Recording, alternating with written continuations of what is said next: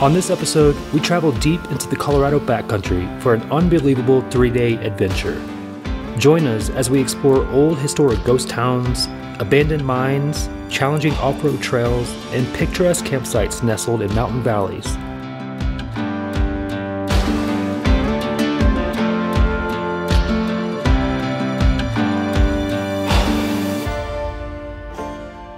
From deep river crossings and hidden waterfalls to campfire camaraderie at 9,000 feet, it's all coming up on this episode of Far From Ordinary.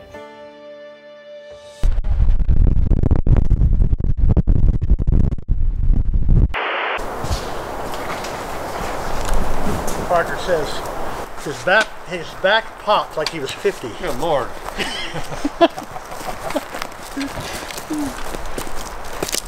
It's finally summer in Colorado. We're currently near Poncha Pass at 8,000 feet, getting ready for the night and waiting on a few others to join us.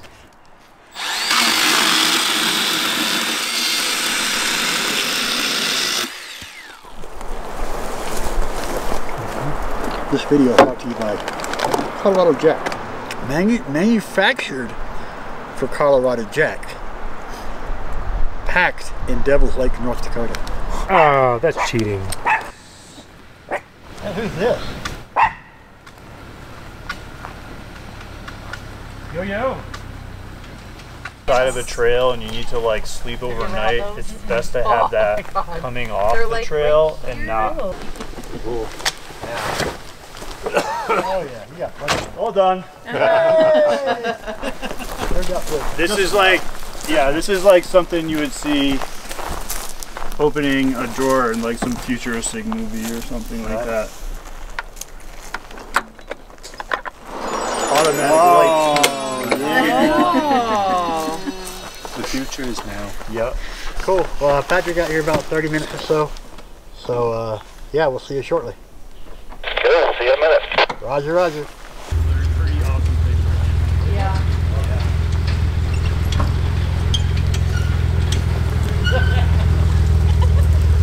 Hola. What's up, y'all? How you going? Oh, get out of here. Yeah. Time for the stretch.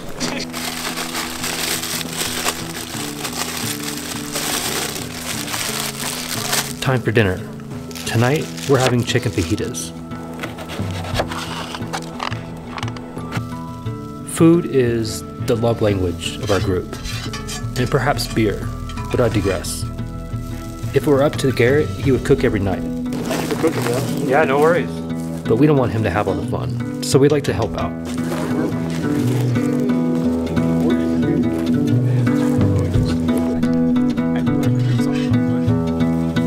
So we were sitting in the back watching the security cameras. About 6 foot down the slope, and there was a creek. Just right there on the creek. With food in our bellies and beverages in hand, we settled in for a quiet night under the stars. Yeah, it was like right when you walked in the door, it was like right there. We're like, This is banana kind of creek. Oh my gosh. ooh, that sounds amazing. It does sound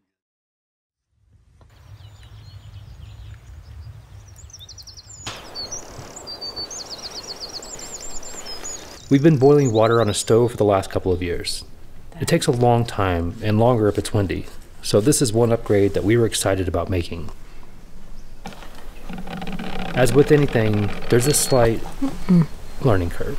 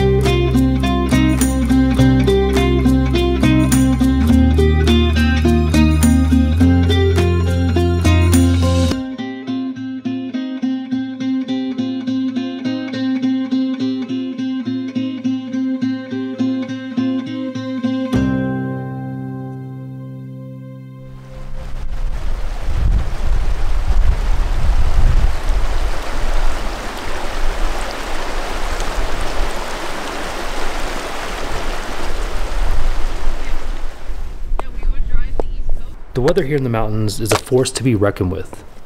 It's unpredictable and sometimes volatile in nature. It's part of what makes this place feel like home.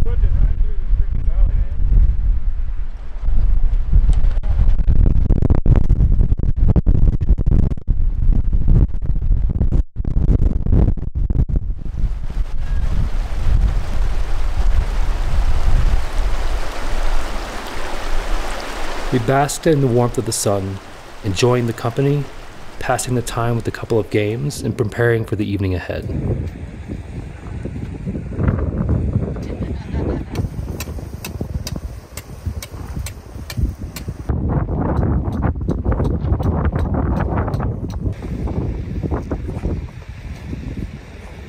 Tonight we're having burgers and dogs, pasta salad, and birria.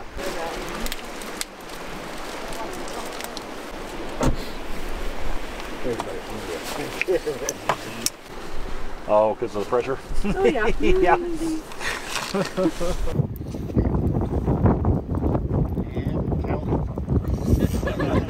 Very much. There you go. If it wasn't pure sugar, I would.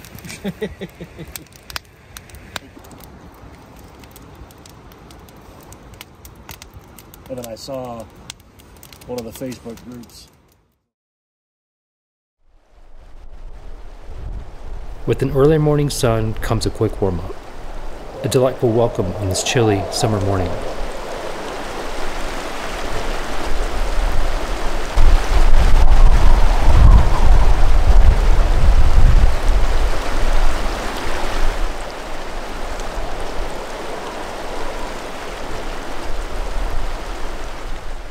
Places like this, they are good for the soul, and they leave a lasting impression if you're open to it.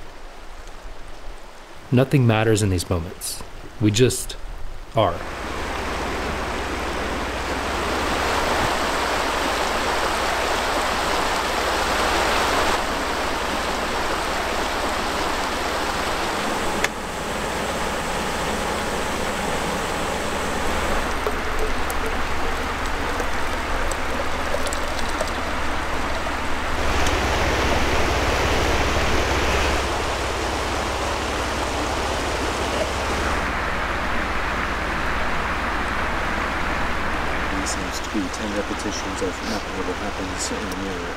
For breakfast, we're making campfire French toast with stuffed fruit, scrambled eggs, and sausage.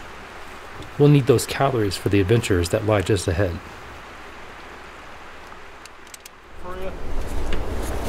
I don't know. We don't want it blazing hot. Is this like bread? Oh, yeah. It's gonna have to be flipped. Yeah. Reach Yeah. now. Yeah, so that's probably good. I stayed there watching the seniority with other captains like ready below me until I could get enough.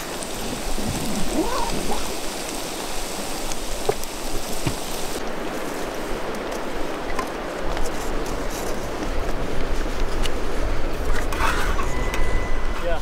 Silverware. Yeah. Just save them. Just down the road, we find ourselves on Bachelor Loop. This 17-mile series of dirt roads go through Creede's historic silver mining district and ghost towns. One of which, once home to over 1,000 people, now only a single cabin remains. But one man is on a quest to preserve a piece of this local history. My name's Jack Morris. I'm the owner of the mine. Wow. And I bought this mine back in 1998 from the family that had owned it since 1891. Wow. That was the Granger family. The last Granger family member to own it was Nancy Granger Shallon, and she was a third generation Granger. Her grandfather founded the mine in 1891, Ralph Granger. When I first got out here in 1998, Nancy allowed me to come up and photograph it. I had to park in the bottom of the canyon and walk up here. When I called Nancy back after photographing the mine for a publisher in St. Louis, Nancy said, "Well, how'd you like it?" I said, "I loved it." She said, "You want to buy it?" Now this is a 10.5 acre mine claim that should have listed between $29,000 and $30,000. I said, "Ma'am, I'd love to buy it, but I couldn't afford that place right now." She said, "Well, let me ask you a question. What would you do with it if you could afford it?" I said, "I'd love to see it preserved, restored, and open to the public for everybody to enjoy." She said, and how would you do that? Now that led into an 1.5 hour long discussion at the only payphone in Creede. You think that ain't fun feeding quarters in that thing for an 1.5 hours? Well, she said, you know, I like what you got to say, but I need to talk this over with my son tonight. So they discussed it that night, and I called her back the next day out of a courtesy, and she said, David and I like your ideas, and we've decided we want you to have the mine. I said, but as I've told you, I can't afford the mine. She says, Jack, I believe you can. I said, ma'am, this is the 3rd time you and I have spoken on the phone. What makes you think you know more about my money than I do? She said, because we're going to sell it to you for the assessed tax value. I said, okay, what does that mean? She says, we're going to sell you all 13 levels of the mine. You're standing on number 2 level with a portal right over there behind you. 13 level is in the bottom of the canyon, 1,500 feet below us. Wow. She said there's between 30 and 40 miles of underground tunnels. There's the mineral rights, the Last Chance in New York mine up on the top of the mountain, and the corporation. I said, okay, how much? She said $2,900. And I said, well, how's that a bargain? And she said, what do you mean? I said, there's 10.5 acres. $2,900 times 10.5 is over $30,000. She says, no, you misunderstood me. That's $2,900 for everything. And I said, ma'am, please don't take this wrong. But that makes no sense. Why on earth would you do something like that? She said, because your answer was right and the other guy was wrong. Oh. I said, what other guy? She said, well, Jack, 3 years ago, there was a guy who tried to buy it from me, and I turned him down because I didn't like his answer. I said, so what was it? She said, well, he said it has $1 million view, and he wants to bulldoze it and build a house. Oh. I said, I have one question. What did he offer you? I figured it was some low-ball, ridiculous amount of money anyway. And she said, well, he started at $50,000. And I got tired of saying no at $150,000 and hung up on him. So for this lady, it was not about money.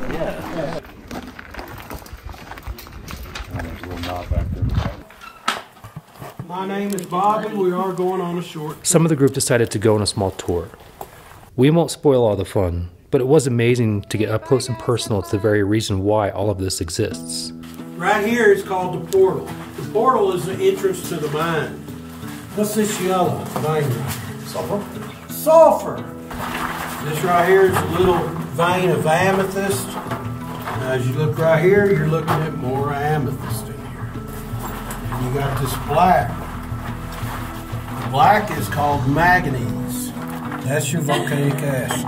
You can actually make pottery out of that. After the tour, we headed back north and detoured on a red scout route. All we know was that it was red, which means challenging, and at the end, there was a waterfall. Next thing you knew, we were on our way. There's a decent hole here on the left.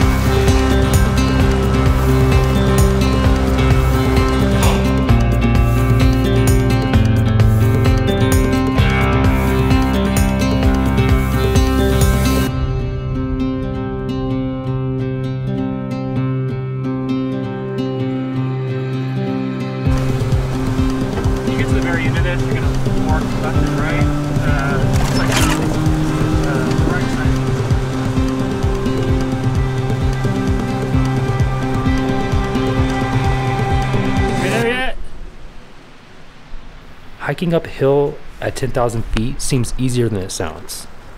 Some of us made it, but we all got to see it. A breathtaking sight in the middle of absolutely nowhere.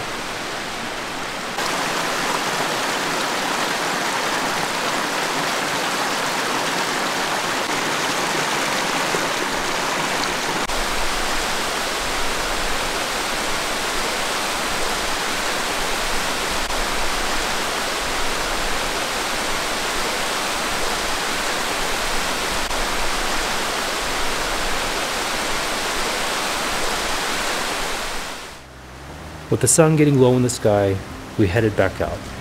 And while we weren't able to see the rest of the loop, the detour was well worth it.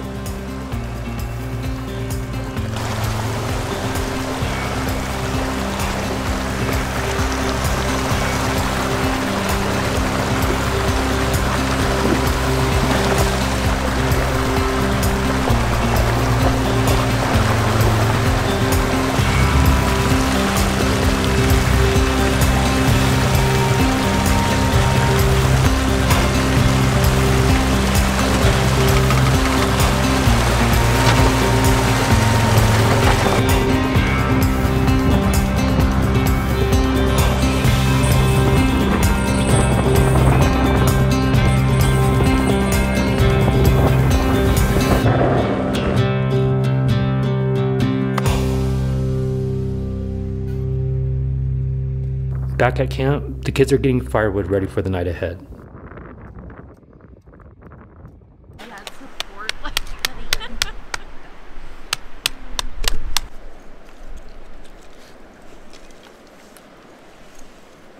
Tonight, Garrett is making chicken enchiladas with rice. He's the one who started the whole cooking for large groups. He enjoys it, and we don't mind.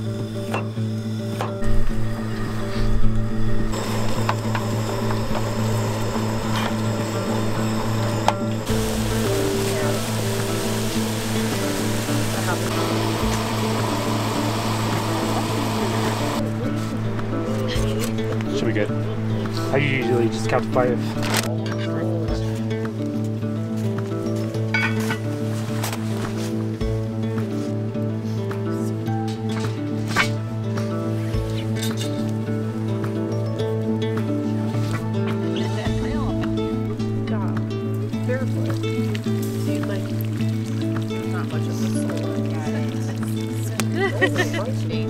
Had a thing you went up to Denver to their store. If you brought your poles, they gave you like a discount off of buying backcountry shoes. I don't know. Good. I know someone's got a bunch of shoes. Yep. I know someone's got a whole shit of shoes.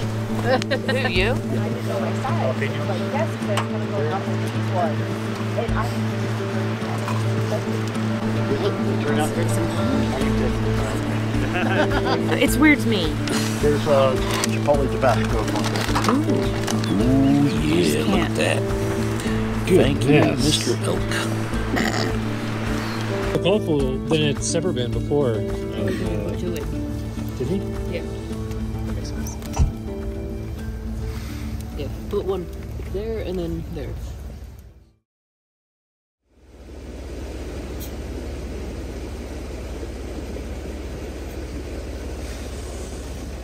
It might be summer, but that doesn't mean much at 9,000 feet in the mountains. It's gotten into the upper 20s both nights here, but the sun comes up fast, and with it, warmth.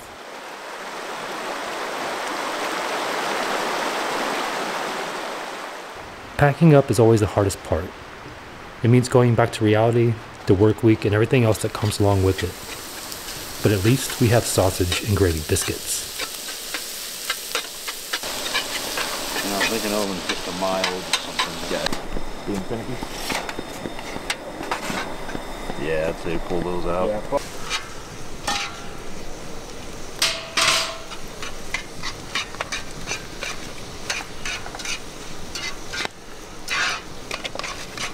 Animus forks. Got all Animus forks cleared.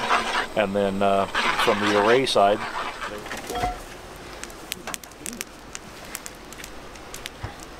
by chance have a spoon I can borrow for you.